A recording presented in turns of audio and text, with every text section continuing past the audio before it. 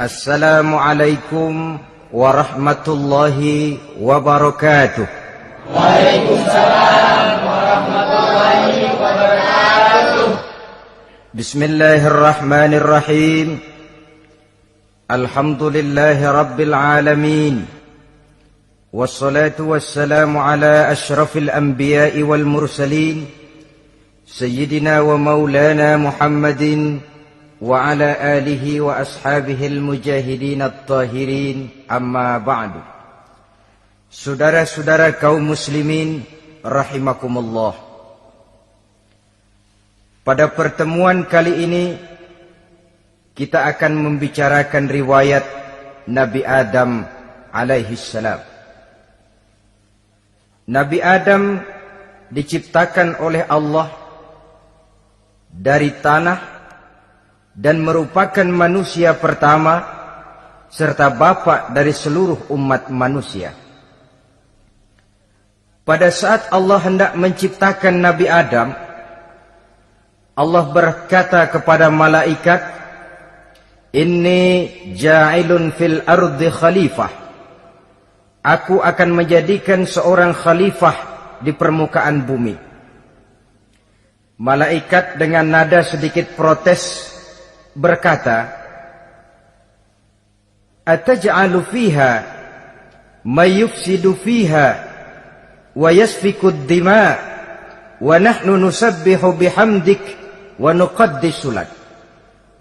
Tuhan, apa perlunya engkau ciptakan seorang khalifah di permukaan bumi? Kelak kalau mereka berkembang biak, kerjanya hanya akan melakukan kerusakan, menumpahkan darah, saling bermusuhan satu sama lain. Sedangkan kami, kata malaikat, sudah cukup bertasbih memuji kebesaranmu. Allah kemudian menjawab, "Inni a'lamu ma la ta'lamun." Aku lebih tahu tentang apa yang kalian semua tidak mengetahuinya. Setelah diciptakan Nabi Adam daripada tanah, ditiupkan roh, maka Allah kemudian mengajarkan kepada Nabi Adam berbagai macam ilmu pengetahuan.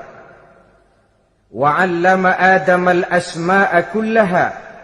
Kemudian Allah mengajarkan Nabi Adam nama-nama segala sesuatu. Nama merupakan simbol daripada ilmu pengetahuan. Nabi Adam akan dijadikan khalifah di permukaan bumi. Maka dibekali oleh Allah Subhanahu wa taala al-asma'a kullaha, nama-nama segala sesuatu. Yang dimaksud di sini ialah al-ulumal katsirah, ilmu pengetahuan yang banyak. Malaikat pada mulanya protes. Kami kan sudah cukup bertasbih Tuhan. Kami kan sudah cukup memujimu. Untuk apa lagi membuat manusia sebagai khalifah di permukaan bumi? Seolah-olah malaikat tidak setuju. Allah yang maha tahu rahasia segala sesuatu memberikan vonis, aku lebih tahu tentang apa yang kalian semua tidak tahu. Oleh karena Nabi Adam dipersiapkan untuk menjadi seorang khalifah di permukaan bumi, maka dibekali oleh Allah dengan ilmu pengetahuan. Begitu Nabi Adam dan begitu kita. Karena bukan cuma Nabi Adam, kita pun oleh Allah dijadikan sebagai khalifah-khalifah di permukaan bumi ini. Yang nilai kekhalifahan kita bergantung kepada kondisi kita masing-masing. Ada orang yang menjadi khalifah level internasional, menjadi pemimpin dunia Islam. Ada orang menjadi khalifah level nasional saja. Ada khalifah tingkat kota saja, ada khalifah tingkat kecamatan, ada khalifah tingkat RW, RT, sekurang-kurangnya khalifah untuk tingkat rumah tangga masing-masing. Nah, tanpa membekali diri dengan ilmu pengetahuan, jangan berharap kita akan bisa melaksanakan tugas sebagai khalifah di permukaan bumi ini. Apapun saja, Nabi mengajarkan, man aradad dunya fa'alaihi bil ilmi, wa man aradal akhirata fa'alaihi bil ilmi, wa man aradahuma fa'alaihi bil ilmi. Siapa yang menginginkan dunia harus dengan ilmu. Yang menginginkan akhirat juga harus dengan ilmu. Yang menginginkan dunia akhirat juga harus dengan ilmunya. Tanpa dasar ilmu, maka manusia tidak akan bisa menjalankan tugas kekhalifahan. Setelah diajarkan Adam nama segala sesuatu, dikonfrontir, dihadapkan dengan malaikat. Hei malaikat, kalau tadi kamu bilang buat apa perlunya menciptakan khalifah? Nih bentuknya. Adam. Sekarang hei malaikat, coba kamu sebutkan nama segala sesuatu ini yang ada di sini ini. Malaikat berkata, Subhanaka la ilma lana illa ma 'allamtana. Ya Allah, kami tidak punya ilmu, kami tidak tahu semua itu kecuali apa yang telah Engkau ajarkan kepada kami. Kalau kamu tidak sanggup, Adam, sebutkan nama-nama semua itu. Adam menyebutkannya dengan lancar. Ketika itulah Allah memerintahkan malaikat untuk sujud kepada Nabi Adam alaihi salam. Sujud di sini bukan sujudul ibadah, sebab sujud ibadah kepada yang selain Allah haram. Tapi sujud di sini sujudut tawadhu' i'tirafan bifadli Adam. Sujud merendahkan diri sebagai pengakuan terhadap keutamaan dan kelebihan Nabi Adam. Maka orang yang banyak ilmunya lebih utama dari orang yang hanya banyak ibadahnya. Bahkan iblis lebih takut kepada orang alim yang sedang tidur daripada orang goblok yang lagi ibadah. Model ini diceritakan dalam Ihya-nya Imamul Ghazali. Iblis masuk ke masjid mau menggoda orang lagi sholat. Sudah masuk di pojok masjid, dia lihat orang lagi tidur. Ngacir iblis keluar, cepat benar. Pucat mukanya. Ketemu di jalan sama temannya. Kenapa lari, Mas?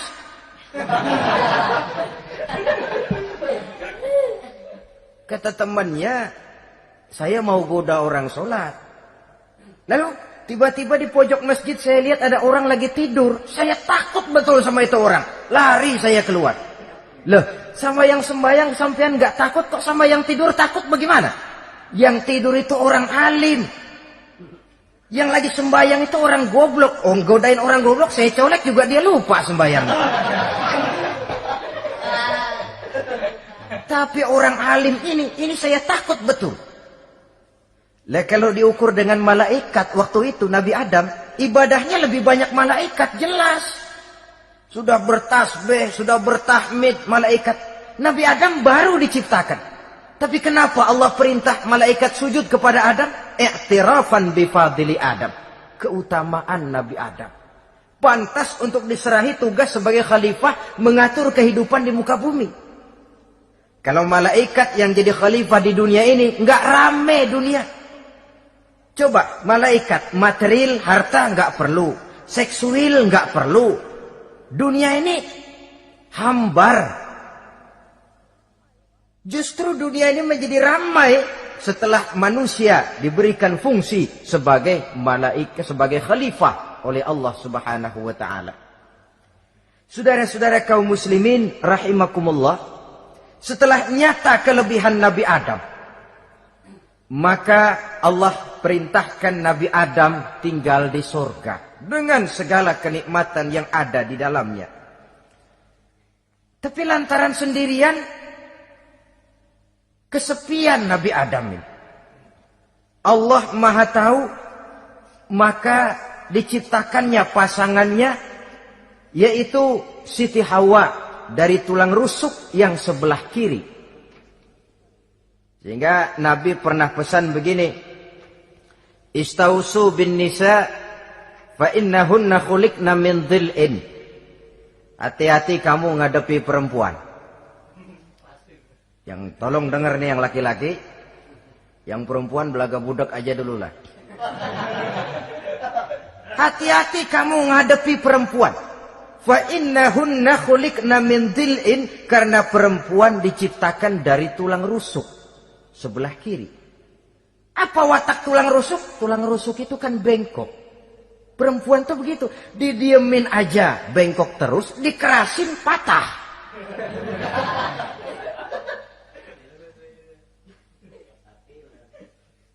Saudara-saudara, di sini kita ambil satu hikmah bahwa ternyata yang bikin hidup terasa enak karena di sekitar kita banyak orang lain. Bodoh manusia kalau dia merasa bisa hidup sendirian. Tinggal di tengah kampung tapi gayanya gaya orang tidak mau kenal dan tidak mau tahu sama tetangga. Jangankan di dunia, di sorga saja Nabi Adam karena sendiri, kesepian. Apa saudara mau tinggal di Jakarta? Apa saja di Jakarta, sudahlah milik saudara. Hotel Indonesia dikasih saudara, Hotel Borobudur punya saudara, Monas buntel bawa pulang.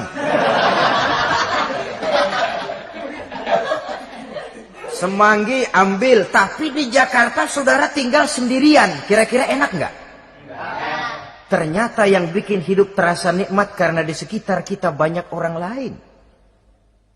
Begitulah Allah ciptakan Siti Hawa.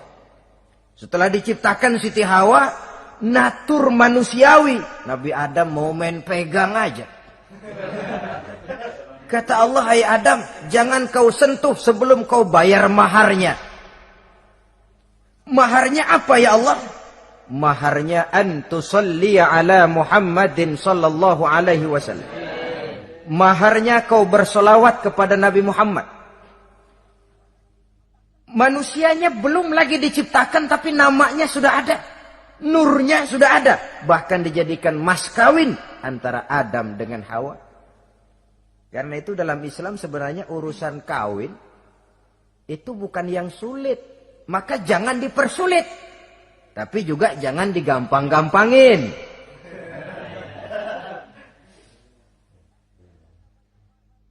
Artinya yang namanya mahar ini, walaupun cuma sebentuk cincin besi kalau orang sangat tidak mampu. Bahkan dengan mengajarkan Fatihah saja sah sudah. Saya terima nikahnya Fulanah binti Fulan, dengan mas kawinnya saya ajarkan dia surah Fatihah. Kalau memang kere betul, tidak punya apapun, sah sudah itu. Agama ini mudah, karena itu jangan dipersulit, tapi juga jangan digampang-gampangin. Setelah itu Allah memerintahkan, Ya Adam uskun anta wa zawjukal jannah. Hai Adam, kau dan istrimu tinggallah dalam surga. Wa kula minha ragadan haitsu syi'tuma. Segala makanan yang ada di dalamnya boleh kau makan. Pakaian yang aneka warna boleh kau pakai. Nikmati seluruh fasilitas yang ada di surga ini. Cuma atu aja Adam. Yang lain boleh dah. Mau ngapa pakai atu aja jangan. La taqraba hadhihi syajarah. Jangan kamu dekati pohon khuldi itu. Dekat saja jangan. Apalagi sampai metik. Jangan Adam. Saudara, ma'asyiral muslimin, itulah watak manusia. Kalau ada 10 persoalan, yang 9 boleh, yang 1 tidak boleh, yang tidak boleh yang bikin dia penasaran. Gua pengen tahu ngapa kagak boleh sih. Timbul penasaran. Apalagi iblis selalu berusaha. Sebab pada waktu malaikat disuruh sujud, semuanya sujud kepada Adam. Iblis tidak mau sujud. Tuhan tegur, iblis, kenapa kamu tidak mau sujud? Mana mungkin Tuhan. Saya akan dibikin dari api, kata iblis. Adam dari tanah. Unsur api lebih mulia dari unsur tanah. Masa saya harus tunduk kepada Nabi Adam? Gengsi dong. Adam kan anak kemarin sore, baru dibikin. Masa saya harus tunduk kepada orang yang macam itu? Ini kan perintah aku iblis. Kalau kau tidak mau tunduk, keluar dari sorga ini. Terusir iblis dari sorga karena kesombongannya tidak mau sujud kepada Adam. Nah, logika, kalau udah di sorga aja sombong diusir, apalagi yang masih tinggal di pinggir kali sombong.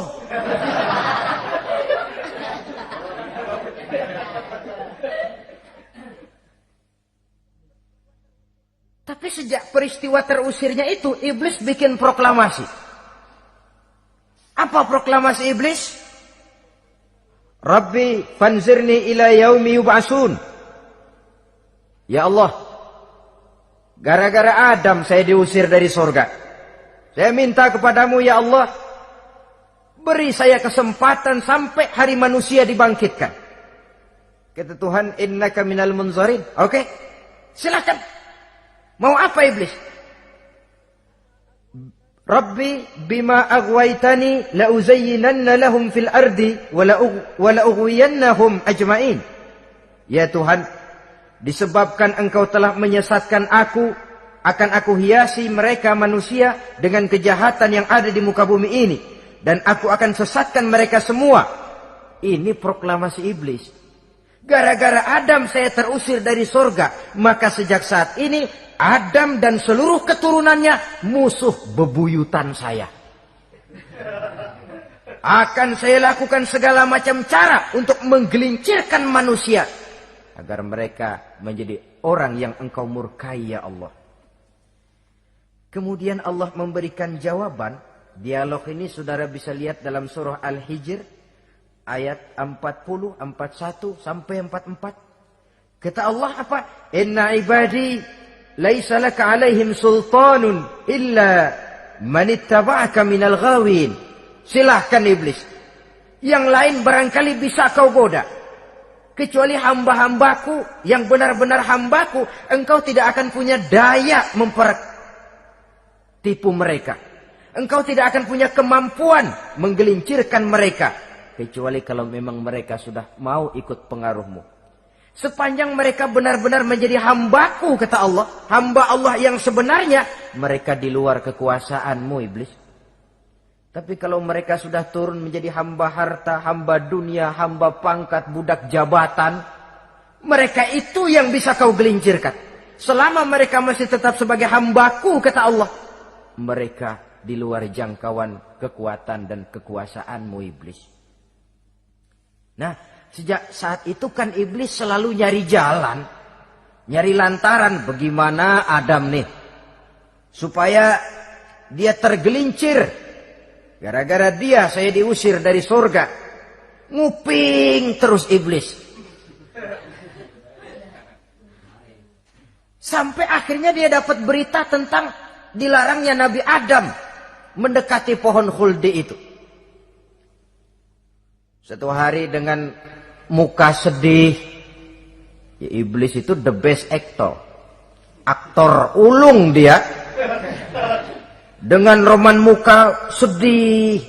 Dia datang kepada Nabi Adam dan Siti Hawa.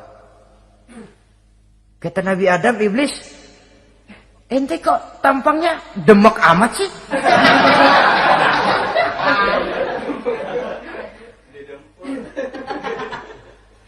Kenapa begitu sedih? Adam, saya sebenarnya tidak ada yang bikin saya sedih. Cuma saya dapat berita bahwa engkau tidak akan selamanya di dalam surga ini. Wah Adam, kalau engkau bisa tetap tinggal di surga bersama istrimu, alangkah bahagianya saya, kata iblis. Tapi saya dapat kabar ente nggak bakalan lama-lama di surga. Buktinya ente dilarang makan buah khuldi. Khuldun artinya kekal. Kalau kau makan buah itu, kau akan kekal di surga Adam. Tuhan nggak pengen, makanya dilarang. Wa qasamahuma inni lakuma laminan nasihin. Untuk memperkuat omongannya, sumpah si iblis. Bener Dam, saya sih ngomong cuma buat kepentingan ente. Saya sayang sama ente. Yang tahu cuma saya dah. Bicaranya seolah-olah untuk kepentingan Nabi Adam. Sebenarnya tujuannya tidak lebih menjerumuskan Nabi Adam.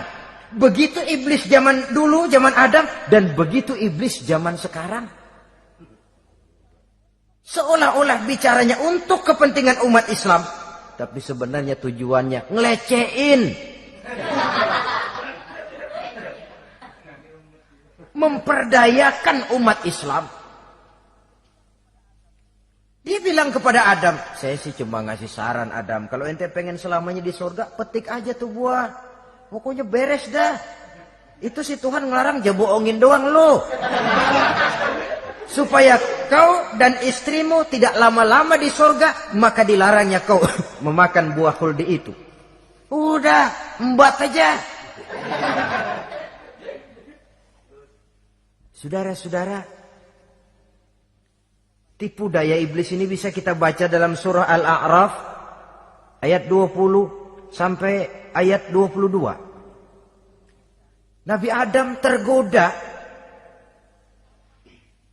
ditambah oleh bujuk rayu Siti Hawa. Nabi Adam yang setengah hati itu akhirnya terpancing betul. Sebab itu perempuan, walaupun peranannya tidak begitu kelihatan, tapi memang sangat menentukan.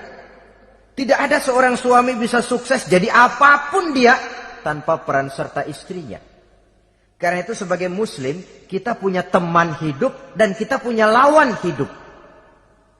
Siapa teman hidup kita? Dalam arti sempit, teman hidup kita, istri. Kalau dia istri tentu suami yang taat kepada Allah dan Rasulnya. Dalam arti luas, teman hidup kita ialah setiap muslim. Setiap orang yang pandangan hidupnya sama dengan kita. Itu teman hidup. Lalu lawan hidup kita siapa? Lawan hidup kita secara mutlak iblis dalam segala bentuknya. Iblis yang berbentuk halus, ini ngusirnya rada lebih gampang. Konon ya, iblis setan itu kalau dengar orang azan kan lari. Takut dia, dibacakan bismillah, minggir. Yang sulit diusir ini iblis yang berbentuk manusia. Diazanin nyengir.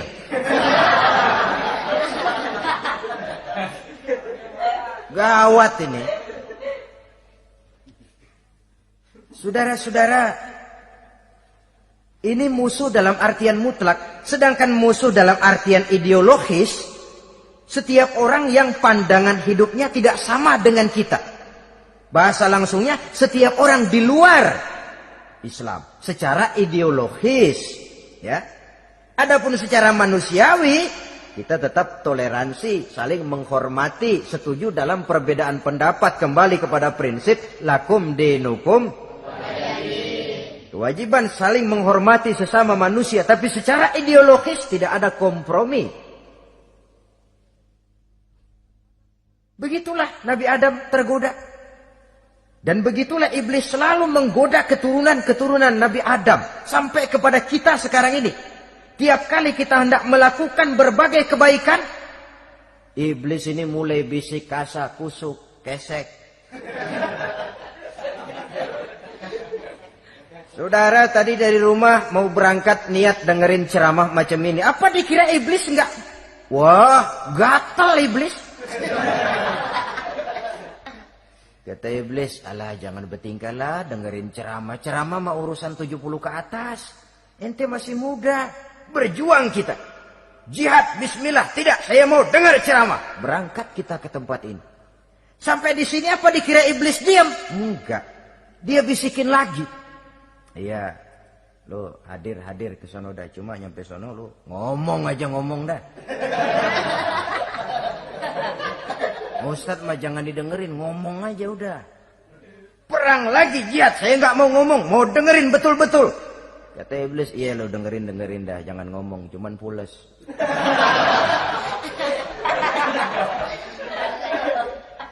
Segala macam cara dilakukan oleh iblis untuk menggelincirkan manusia. Ketika Nabi Adam mengambil buah khuldi itu, datanglah murka Allah. Adam, seolah-olah kalau bahasa kita, kelewatan kamu Adam. Dari belum ada aku ciptakan kau. Barangkali kau merasa kesepian, aku ciptakan Hawa. Aku tinggikan derajatmu dari malaikat sampai malaikat sujud kepadamu. Aku perintahkan kau tinggal di sorga dengan seluruh fasilitas yang ada di dalamnya. Cuma satu yang aku minta, jangan dekati pohon khuldi, engkau tidak sanggup Adam. Keluar dari sorga ini. Terusir Nabi Adam dan Siti Hawa dari sorga. turun ke dunia ini. Turun terpisah lagi. Ya Allah. Orang itu kalau biasa susah, ketemu susah sih emang lalap namanya. Makanannya. Tapi biasa seneng ketemu susah. Ini yang kalau tidak kuat mental. Tengoklah zaman sekarang kan nih. Kalau tuan-tuan rajin baca pos kota. Kayaknya nyawa murah bener. Pasal duit 100, nyawa hilang. Pasal diputusin pacar, begon ditenggak. Gantung diri pakai tali plastik. Murah betul kelihatannya jiwa itu. Sehingga pantas kalau Nabi pernah katakan irhamu salasatan minan nas. Sayangilah 3 macam manusia. Pertama, azizan zalla, orang mulia yang jatuh hina. Pejabat tinggi kalau pensiun kesian bener. Ya Allah. Udah nggak ada yang ngasih hormat, tanda tangan nggak laku.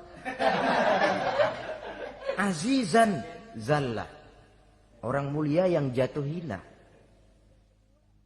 Yang kedua, ghaniyan qad iftaqara, orang kaya jatuh miskin.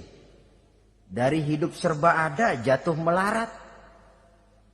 Yang ketiga, faqihan yal'abu bihil juhal, ahli fikih ngerti hukum tapi dipermainkan oleh orang-orang bodoh yang kebetulan punya kekuasaan. Kalau keluar fatwa sesuai dengan pesan sponsor, yang halal bisa jadi haram, yang haram dibikin remeng-remeng. Ahli fikih dipermainkan oleh orang bodoh. Kasihan betul. Terpisah Adam dengan Hawa ini. Adapun Nabi Adam turun menyesal dengan seluruh kesalahannya, sujud, taubat, menangis. Menurut riwayat 300 tahun beliau sujud seraya membaca Rabbana zalamna anfusana wa illam taghfir lana wa tarhamna lanakunanna minal khasirin. Ini doanya Nabi Adam, ya Allah, kami telah zalim kepada diri kami sendiri. Andai kata engkau tidak kasihan, tidak memberikan ampun kepada dosa yang kami lakukan, sungguh kami termasuk ke dalam golongan orang-orang yang rugi. Ini yang dibaca Nabi Adam dalam taubatnya.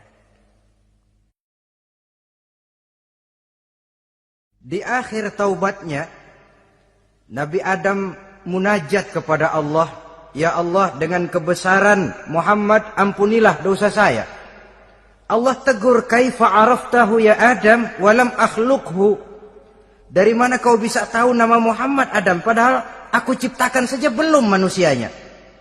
Kata Nabi Adam, pertama ketika engkau ciptakan saya, engkau tiupkan ruh ke dalam jasad saya, terbuka mata saya memandang ke bawah arasmu.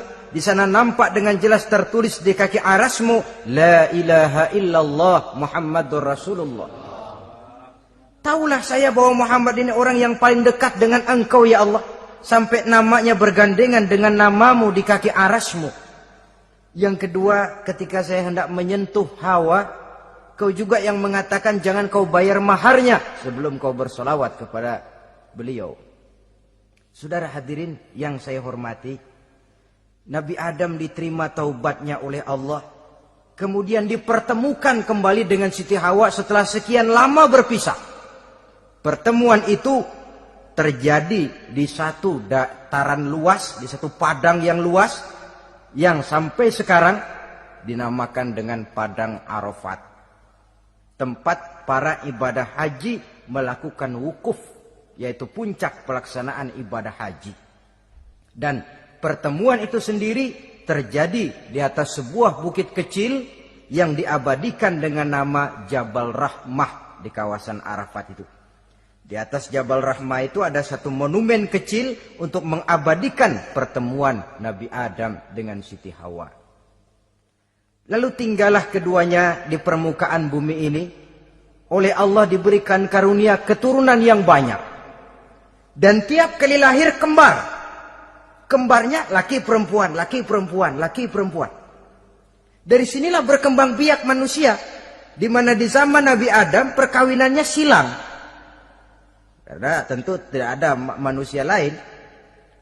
Perkawinan silang itu artinya, kalau si A dan B, A ini laki, B perempuan, kemudian lahir kembar kedua antara C dengan D, maka begitulah yang A dikawinkan dengan D, yang C dikawinkan dengan B. Perkawinan silang. Tidak boleh perkawinan yang kembar sama di waktu dilahirkan. Nah, di antara putra-putra Nabi Adam yang kemudian juga membuat sejarah, yaitu Habil dan Qabil.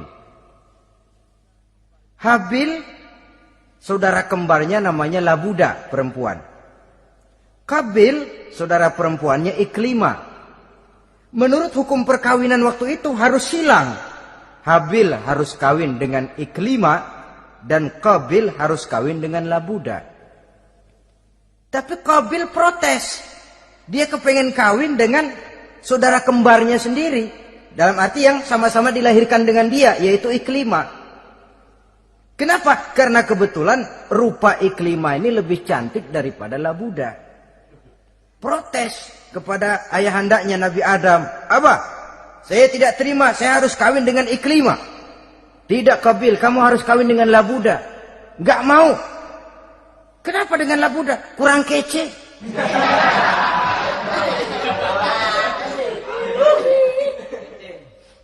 Bertengkar, Nabi Adam tidak berhasil menyelesaikan. Lalu diserahkan saja kepada Allah. Kata Allah begini saja, bikin korban. Kamu berdua, Habil, Qabil. Siapa yang korbannya aku terima, dia boleh kawin sama Iklimah. Ternyata korban yang diterima adalah korbannya Habil. Jadilah Habil kawin dengan Iklimah. Tapi Qabil tidak puas. Dendam kesumatnya timbul, iblis ngilikin. Kresek. Akhirnya dibunuh saudaranya Habil ini. Inilah sejarah pembunuhan pertama dalam kehidupan manusia. Qabil membunuh Habil. Habis dibunuh bingung. Bagaimana naruhnya ini mayat? Allah lalu memberikan petunjuk. Dalam Al-Ma'idah ayat 31 itu dijelaskan. Ada burung gagak berantem sama burung. Yang satu mati. Nah, oleh yang masih hidup, tanah ini dicakar-cakar sama kakinya dan sama paruhnya. Sehingga berbentuk lubang, bangkai saudaranya itu dimasukin ke lubang itu lalu diuruk lagi pakai tanah.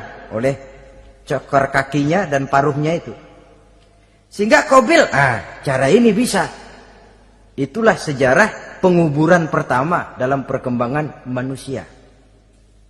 Oleh karena itu, Nabi memberikan penjelasan, man sanna sunnatan hasanatan falahu ajruha wa ajru man amila biha wa fi riwayatin wa ajru man tabi'aha.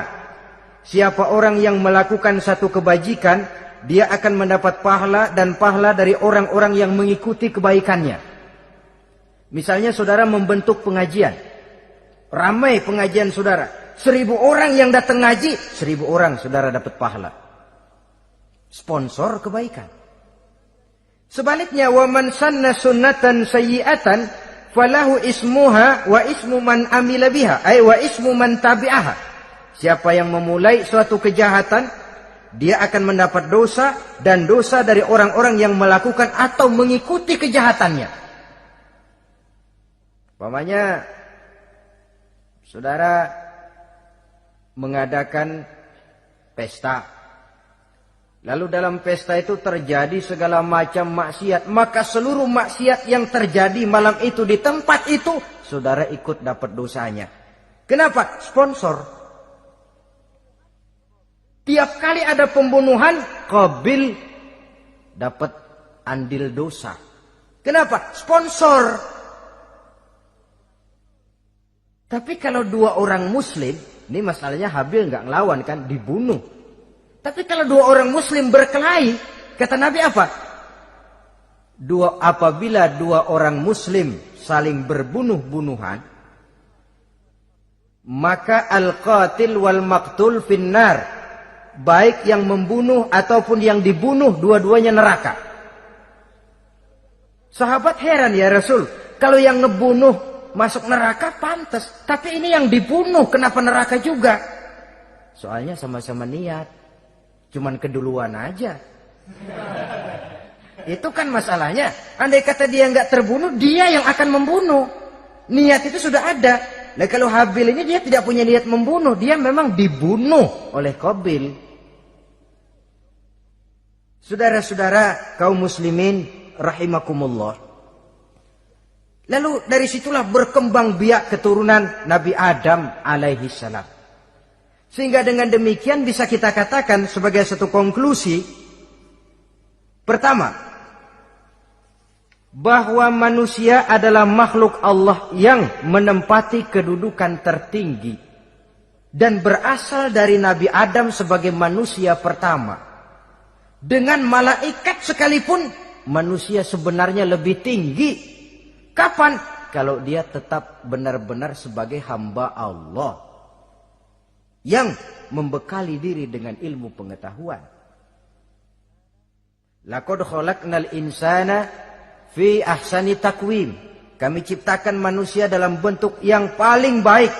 Dan ketinggian manusia itu tidak ditentukan oleh bahan-bahan dari mana manusia diciptakan, tapi ditentukan oleh adanya roh yang ditiupkan ke dalam jasadnya dan kemampuan yang ditimbulkan oleh nilai-nilai rohaniah tadi. Kalau secara biologis kita ini semua bahannya sama. Dari saripati mak tanah yang menghasilkan buah yang dimakan oleh mak bapak kita, membentuk hormon, menghasilkan sperma, terjadi kerjasama yang baik antara ibu dan bapak, sehingga kemudian melahirkan kita ke alam dunia ini. Secara biologis bahan kita sama, dan tidak itu yang menentukan ketinggian manusia. Walaupun keturunan juga mempengaruhi, sebab sekarang ada istilah ramai orang bicara bayi tabung. Dan majelis ulama sudah memberikan fatwa kalau spermanya itu berasal dari sang bapak, tidak jadi masalah. Tapi kalau dari orang lain, haram. Yang lebih celaka lagi di negara maju, tidak lewat proses alam rahim. Jadi dalam satu tabung yang diberikan suhu yang mirip dalam kandungan, di situ dipertemukan antara sperma, air mani laki-laki, dengan ovum, air mani perempuan. Diberikan suhu yang mirip dalam kandungan, dan itu diharapkan bisa menghasilkan manusia lewat tabung kaca itu. Saya tidak sanggup bayangkan kalau sekarang orang tanya asal-usul kita, kan kita masih enak jawab. Kamu anak siapa? Oh, bapak saya Fulan, ibu saya Fulana. Oh, kenal saya. Tapi manusia yang akan datang kalau proyek ini berhasil, bapakmu siapa? Enggak tahu, saya dulu keluar dari tabung, Pak.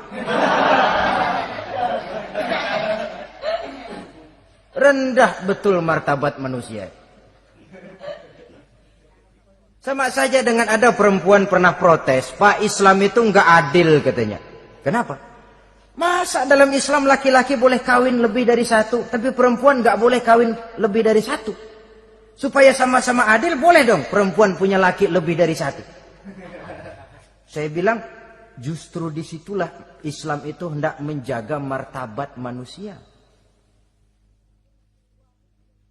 Kalau seorang suami punya istri empat-empatnya lalu hamil, bapaknya jelas. Tapi kalau perempuan satu punya suami 4 lalu hamil, bapaknya yang mana ya?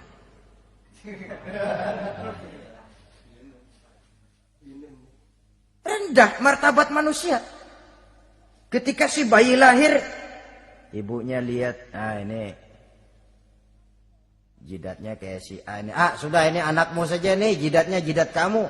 Kata, antar dulu jidat saya, tapi kuping B ini nggak mau saya.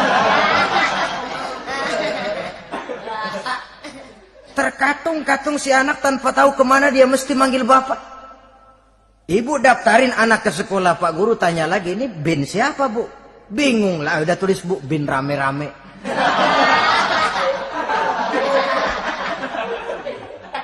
Kan rusak martabat manusia kalau sudah begitu. Justru Islam ini menjaga ketinggian martabat manusia. Jadi manusia itu fi ahsani takwim. Kapan? Kalau dia bisa menjaga kehambaannya di hadapan Allah dengan melaksanakan fungsi sebagai khalifah di permukaan bumi. Tapi bila dia sudah tidak lagi menjadi hamba Allah, tidak lagi berfungsi sebagai khalifah, dia sudah masuk summa radadnahu asfala safilin. Kami kembalikan ke tempat yang paling rendah, lebih rendah dari binatang sekalipun. Kalau dia tetap menjaga posisinya lebih tinggi dari malaikat, malaikat saja sujud kepada Nabi Adam, apalagi kepada makhluk-makhluk yang lain manusia ini. Tapi kalau dia tidak pandai, lebih rendah daripada binatang. Inilah uniknya makhluk bernama manusia. Dengan posisinya dia bisa menjadi lebih tinggi dari malaikat, tapi juga dia bisa meluncur lebih rendah daripada binatang. Untuk menjaga itulah diperlukan agama dalam kehidupan kita sekarang ini. Bukan cuma sebagai lipstick, tapi sebagai pedoman, sebagai way of life yang akan mewarnai cara kita berpikir, state of mind, rule of thinking, cara kita memandang kehidupan ini diwarnai oleh nilai-nilai agama. Dengan demikian, maka manusia bukan keturunan kera. Sebab ada satu teori namanya teori evolusi yang disampaikan buat pertama kali oleh Charles Darwin. Dia mengemukakan teori bahwa perkembangan kehidupan sesungguhnya di dunia ini menunjukkan mata rantai yang utama melalui apa yang dia namakan seleksi alamiah. Mula-mula dari ikan melalui seleksi ke amfibi, dari amfibi ke reptil, dari reptil ke mamalia, dari mamalia ke mamalia kecil, dari mamalia kecil ke primat, dari primat ke monyet, dari monyet menjadi Homo erectus. Ini teori Darwin. Tapi dia tidak jelas-jelas mengatakan bahwa manusia keturunan monyet, hanya seketurunan. Seketurunan kan tidak berarti keturunan. Begini saja. Toyota Kijang sama Toyota Corolla itu seketurunan. Tapi Corolla dengan Kijang kan lain. Cuma seketurunan. Dalam arti sumbernya sama. Makhluk yang tidak tahan seleksi alam, oleh udara yang sangat dingin, perkembangan cuaca yang sangat panas, gempa bumi dan sebagainya, seleksi alam dia namakan, hilang, musnah dari peredaran. Seperti ada binatang raksasa itu dinosaurus, sekarang kan cuma tinggal dongeng saja, tinggal nama atau kerangka. Itu oleh seleksi alam dia nggak lulus, hilang. Yang bertahan, yang lulus seleksi alam. Manusia walaupun kecil yang lulus seleksi alam ini. Biar dihantam gempa bumi, angin topan, tetap aja ngejedok. Nah, teori Darwin ini, teori evolusi ini didukung dan dibuktikan oleh peninggalan fosil atau binatang dan tumbuhan yang hidup dan mati selama perkembangannya. Dari bentuk organik pertama hingga pendahulu terdekat daripada manusia. Tapi ada satu kelemahan dari pokok daripada teori evolusi ini. Pertama, garis perkembangan dari Homo erectus, yakni manusia jalan tegak, semacam gorilawi itu, sampai kepada manusia mutaakhir masih belum menentu. Artinya, okelah, kalau manusia seketurunan dengan kera, batas antara manusia yang wujud sekarang dengan manusia purba itu apa yang menjadi penghubung? Monyet tidak mungkin. Ini dianggap mata rantai yang hilang, missing link namanya dalam istilah ilmiahnya. Dan ini masih dicari sampai sekarang. Kalau pendahulu terdekat manusia mutaakhir ini manusia purba, katakan Homo erectus, manusia jalan tegak. Lalu generasi sudah itu sebelum berbentuk manusia apa? Ternyata sampai sekarang masih ada missing link, mata rantai yang hilang. Lalu yang kedua, teori evolusi berhenti kepada manusia mutaakhir. Kalau memang kita manusia sekarang ini hasil evolusi, tentu kita akan terus berevolusi lagi. Dan akan jadi apa kita nanti? Ternyata sudah ribuan tahun manusia tetap manusia begini-begini aja. Tidak berevolusi kita ini. Apa lalu matanya jadi cuma satu di tengah? Hasil evolusi? Kan tidak. Tidak berevolusi. Jadi kembali kepada Quran, manusia pertama adalah Nabi Adam. Dan manusia-manusia berikutnya keturunan daripada Nabi Adam. Dan bukan hasil evolusi daripada monyet. Juga tidak akan berevolusi kemana-mana. Kalau demikian benarkah teori evolusi? Untuk mengatakan mutlak benar bukan wewenang kita. Untuk mengatakan salah total juga kebenaran ilmu adalah relatif sebagai relatifnya daya pikir manusia. Di samping dia harus membuktikan kebenarannya, maka kebenaran ilmiah adalah kebenaran yang relatif dan temporer. Contoh kecil saja. Dulu orang berteori bahwa bagian yang terkecil dari suatu benda namanya molekul, kan begitu? Molekul ini nggak bisa dibagi-bagi. Bagian yang paling kecil dari suatu benda namanya molekul. Ilmu terus berkembang. Ternyata molekul sebenarnya terdiri daripada atom. Atom itulah bagian terkecil dari suatu benda yang nggak bisa dibagi-bagi lagi. Nah, berubah sudah teori pertama. Tidak jadi molekul sekarang, atom. Belakangan rupanya atom masih tersusun dari partikel-partikel. Partikel inilah bagian yang terkecil dari satu benda. Berubah lagi sudah.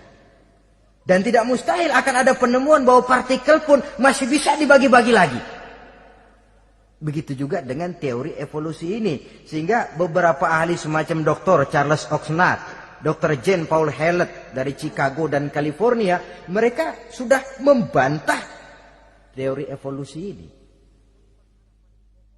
Namun masalah paling pokok dari kita ialah kita diciptakan oleh Allah berasal dari Nabi Adam alaihi salam. Nabi Adam diciptakan dari tanah. Dan kita bukan hasil dari evolusi, juga tidak akan berevolusi. Nah, lalu kepada makhluk bernama manusia diberikan fungsi sebagai khalifah di permukaan bumi ini. Ini yang dulunya malaikat protes. Sebagai khalifah, tugas kita apa? Khalifah Allah di muka bumi. Menerjemahkan sifat Allah sesuai dengan batas-batas kemanusiaan kita. Allah Maha Pengasih. Berusahalah kita pengasih kepada makhluk sesuai dengan batasan manusiawi kita. Allah Maha Menolong. Ringan tanganlah kita menolong orang yang memerlukan sesuai dengan batas kemampuan kita. Fungsi khalifah. Untuk bisa berfungsi sebagai khalifah secara baik, kita harus mempunyai modal yang dinamakan ilmu pengetahuan. Dan Islam sangat menggalakkan itu. Jauh dulu 14 abad yang lalu, dari desa kecil yang bernama Mekah yang peta belum muat, orang di dunia belum kenal, sudah keluar seruan utlubil ilma walau bisin, tuntutlah ilmu walaupun di negeri Cina. Ngomong Cina di Mekah, padahal Mekah waktu itu belum masuk peta, belum dikenal orang. Sudah ada revolusi ilmu dan budaya. Belajar walaupun harus nyebrang ke negeri Cina. Lalu ada lagi misalnya alimu auladakumus sibahata warrimayah, kata Nabi. Ajarkan anakmu renang dan lempar lembing, lempar cakram, olahraga. Satu tanda Islam agama masa depan. 14 abad yang lalu di Saudi Arabia, Nabi mengajarkan ajari anakmu berenang. Kalau Islam agama untuk orang Arab saja, mau berenang di pasir. Tapi wawasan pandangannya luas. Bahwa Arab sebagian besar memang Islam, betul. Tapi Islam bukannya Arab, itu juga jelas. Sepanjang kita masih menjadi khalifah Allah, maka sepanjang itu kita fi ahsani taqwim. Nah, sebagai khalifah Allah kita bertugas membudidayakan alam ini. Kita kadang-kadang terlalu.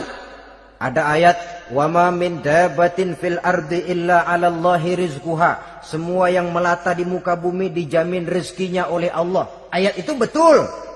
hak karena datang dari Allah. Bahwa rezeki disediakan di muka bumi, memang. Tapi rezeki itu tidak turun begitu saja laksana jatuhnya embun di waktu pagi. Kita harus berusaha. Dan usaha manusia mencari rezeki lain dengan ayam. Kalau ayam dari tahun atu. Nyari rezekinya tuh modalnya cuma ceker patok. Coba, dari tahun 1 ayam asal punya ceker, punya patok, sudah dapat rezeki dia. Nggak perlu masuk TK, SD, SMP. Tapi manusia cari rezeki, apalagi zaman sekarang. Persaingan hidup tajam, lapangan kerja sulit, tensi ekonomi tinggi. Masuk sekolah urusan, tamat sekolah urusan. Kadang-kadang dilema juga. Masuk perguruan tinggi negeri sulitnya setengah mati kayak onta masuk ke lubang jarum. Masuk perguruan tinggi swasta yang favorit biayanya selangit.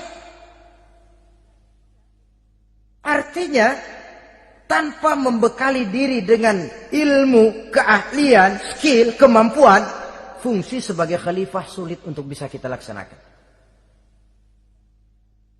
Saudara-saudara kaum muslimin yang berbahagia. Kalau fungsi khalifah ini mampu kita laksanakan, iblis putus asa sudah. Sebagai khalifah, di satu pihak kita menyembah hanya kepada Allah, di lain pihak kita membudidayakan alam ini. Ada apa sih di perut bumi? Minyak, gas, timah, emas. Ada apa sih di lautan? Pelajari lewat oceanografi, membudidayakan alam. Air sungai supaya arusnya nggak mengalir mubazir. Ada manfaatnya, bisa menimbulkan energi yang menghasilkan tenaga listrik. Bisa mengairi persawahan, irigasi. Bikin apa? Bikin dam, membudidayakan alam. Tapi juga mengislamkan budidaya itu. Bahasanya mengkulturkan natur, mengislamkan kultur. Membudidayakan alam dan mengislamkan budi dan budaya manusia ini.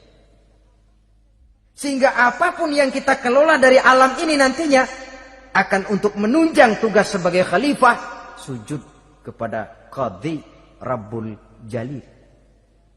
Saudara-saudara, maka bersyukur kita oleh Allah dijadikan manusia. Tidak pesan, terima beres, cantik. Dari segi biologis maupun psikologis, tidak ada makhluk secantik manusia. Dibekali dengan agama di samping akal. Sehingga agama membimbing akal agar sampai kepada kebenaran yang hakiki. Kita sebagai keturunan Nabi Adam memegang fungsi khalifah. Jadi jangan main-main loh. Kita ini turunan Nabi, betul ini. Saudara-saudara yang hadir semua di depan saya ini, termasuk saya, kita gini, turunan Nabi kita ini. Nabi Adam. Jangan main-main loh. Turunan Nabi gini-gini. Nabi Adam.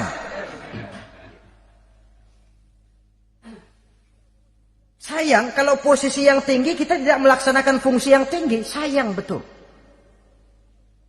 Sebab itu manusia harus adil kepada dirinya. Dalam arti menjaga diri dari sesuatu yang bisa menghancurkan ketinggiannya dalam pandangan Allah.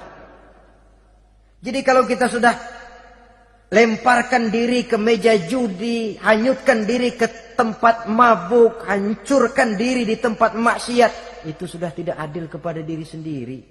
Tidak bisa menjaga ketinggian yang diberikan Allah kepada kita. Dikasih baju bersih, dicemplungin di comberan, diinjek-injek lagi. Kita ini diciptakan fi ahsani taqwim. Masa mau turun berbuat seperti binatang, itu makhluk rendah? Masa mau mengikuti tipu dayanya iblis, dia sudah proklamasikan bahwa itu musuh bebuyutan kita? Innahu lakum aduwwum mubin. Setan musuhmu yang jelas dalam segala bentuknya. Saudara-saudara, nah, untuk berfungsi sebagai khalifah ini sekali lagi, bekali diri dengan ilmu pengetahuan. Dan ilmu itu di zaman kita sekarang tentu kalau Nabi Adam diajari langsung oleh Allah, wa 'allama Adam al-asma'a kullaha. Lah kalau kita mau nunggu Tuhan ngajarin, geblek terus. Ya tidak mustahil Allah memberikan ilmu yang disebut ilmu laduni ya. Transfer. Langsung Allah memberikan kepada seorang hamba, membukakan pintu hatinya. Tapi bukan potongan kayak kita yang dapat ilmu laduni macam begitu. Satu contoh, menurut ceritanya, Hadratus Syekh Kiai Hasyim Asy'ari itu kan ngaji beliau kepada Kiai Khalil Bangkalan, Madura. Kiai Khalil ini wali. 2 tahun berguru di sana nggak diajarin apa-apa. Cuma kalau pagi nyari rumput. Tiap hari 2 tahun akhirnya Hadratus Syekh bilang, Kiai, saya kapan diajarin? Sudah Hasyim, kau pulang saja. Insya Allah kau alim. Itu aja pulang jadi orang alim. Ya di samping terus beliau belajar ke Mekah. Kita harus melalui proses belajar. Ini untuk menunjang tugas kekhalifahan kita. Sebagai hamba Allah dan sebagai khalifah Allah di permukaan bumi. Sehingga 2 tugas ini bisa kita laksanakan dengan sebaik-baiknya. Menjaga martabat manusia sebagai makhluk yang mulia dan keturunan dari Nabi Adam alaihissalam. Saudara-saudara, ini sajalah pembicaraan kita kali ini. Terima kasih banyak atas segala perhatian. Mohon maaf atas segala kekurangan. Usikum wa nafsi bitaqwallah. Aqulu qauli hadza. Wassalamualaikum warahmatullahi wabarakatuh.